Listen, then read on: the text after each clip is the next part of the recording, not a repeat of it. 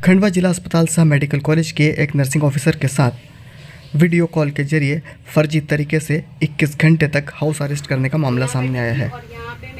21 घंटे तक महिला अधिकारी को न सिर्फ वीडियो कॉल पर के सामने बैठाया गया बल्कि उसे खाने पीने तक नहीं दिया गया।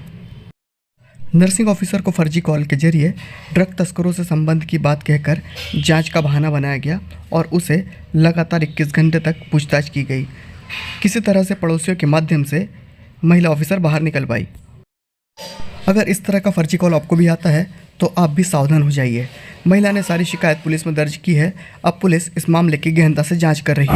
तो किस तरह का ये मामला है और क्या कुछ कहेंगे? कल एक महिला डॉक्टर आई थी यहाँ पे और उन्होंने एसपी ऑफिस में ये शिकायत करी है कि एक दिन पूर्व से उनको कुछ अज्ञात लोगों ने पुलिस की वर्दी पहन के ये धमकी देते हुए कि आपके आधार कार्ड का दुरुपयोग करते हुए कुछ लैपटॉप, मोबाइल और अन्य सामग्री खरीदी गई है और इसमें गलत तरीके से उपयोग होने से आपको ये नोटिस भेज रहे हैं। ऑनलाइन उन्होंने नोटिस दिखाया।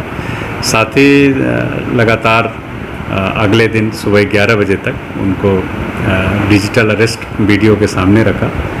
इनसे फ़ोन पे और अन्य उनके कॉल पे के डिटेल भी लेते रहे, लेकिन महिला ने इस दरमियान कोई भी उसमें पैसे नहीं दिए।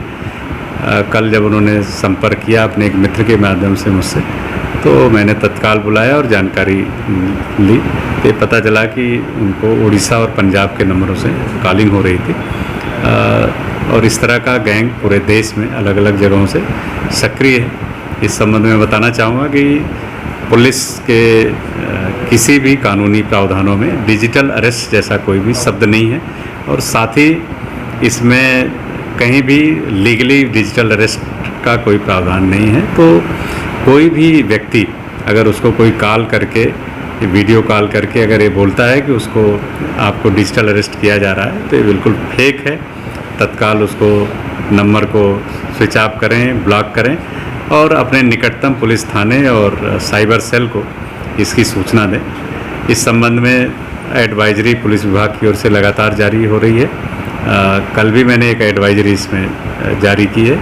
1930 एक पैन इंडिया नंबर होता है जिसमें कोई भी अगर आपको लगता है कि साइबर फ्रॉड की किसी नंबर से आपको कोई भी कुछ कॉल करके आपसे पैसा ऐंठने का प्रयास कर रहा है तो तत्काल उस पर भी आप कॉल करके सूचना दे सकते हैं। इस संबंध में पुनः मैं कहना चाहूँगा कि ये अवेयर रहने की ज़रूरत है, सावधान रहने की ज़रूरत है। इस तरह से आपकी किसी भी लाभ इन्फोर्समेंट एजेंसी, बैंक द्वारा या अन्य शासकीय जितने एजेंसियां हैं उनके द्वारा आपके नाम, आपके पता, आपके कोई भी जो आइडेंटिटी कार्ड्स हैं, डिजिटली जो आधार कार्ड है, पैन कार्ड है, बैंक अकाउंट से इनका कोई भी जानकारी नहीं लेता है।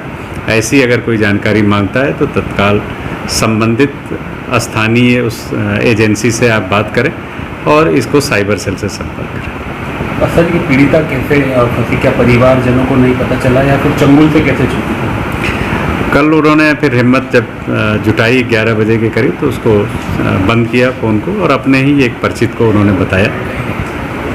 जो जिनके पास मेरा भी नंबर था उन्होंने मुझे तत्काल बताया तो मैंने तुरंत ही उनको बताया कि ये बिल्कुल इस तरह का कोई लीगल प्रावधान नहीं होता है और साइबर सेल के अधिकारियों को मैंने जानकारी दी जिससे उनसे संपर्क करके उन्होंने विस्तार से पूरी बात शेयर की और डर के कारण वो अपने पति को भी उन्होंने इस बारे में कोई जानकारी घटना के समय शेयर नहीं की थी।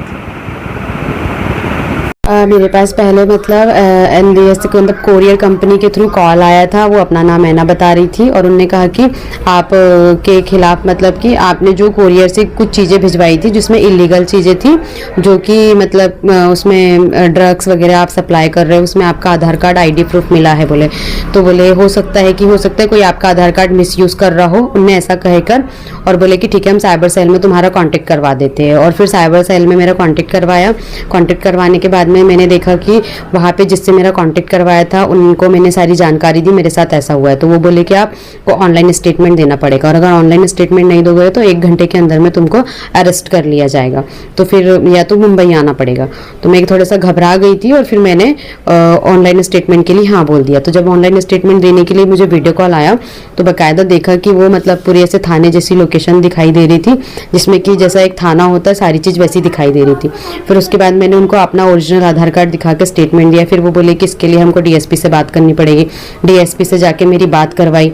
फिर डीएसपी ने मतलब मुझे थोड़ा डराया धमकाया कि अगर तुम्हारा ऐसे किसी कोई ओरिजिनल आधार कार्ड यूज़ कर लेता है, अगर यूज़ कर रहा है तो इसमें मतलब तुम्हारे खिलाफ हम कंप्लेन कर सकते हैं।